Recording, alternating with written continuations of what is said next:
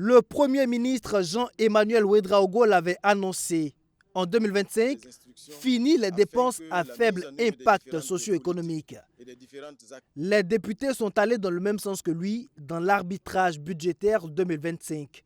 Plusieurs lignes de dépenses ont été drastiquement réduites ou tout simplement supprimées, ce qui a permis à l'État de faire des économies de plusieurs dizaines de milliards de francs CFA. Au titre des postes de dépenses effacés, il y a notamment l'élaboration et la mise en œuvre de la stratégie de communication des ministères et institutions, les crédits destinés à l'organisation des ateliers et des activités de sensibilisation. Les départements les plus touchés par cet arbitrage, selon nos confrères de l'économie du Faso, sont ceux de la défense, amputés de près de 95 milliards de francs CFA, et de l'administration territoriale, d'un peu plus de 61 milliards de francs CFA. Mais au même moment, certains secteurs de développement font un bond en avant.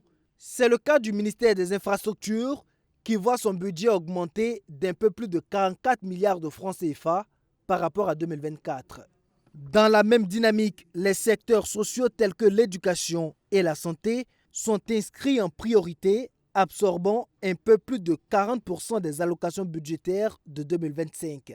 Idem pour le développement rural, l'agriculture et les ressources animales et halieutiques notamment, qui connaissent une légère hausse de près de 10 milliards de francs CFA par rapport à l'exercice budgétaire précédent.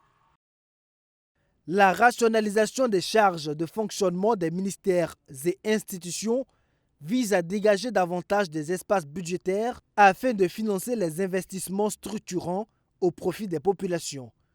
Pour 2025 donc, le gouvernement veut allier lutte contre l'insécurité et développement socio-économique.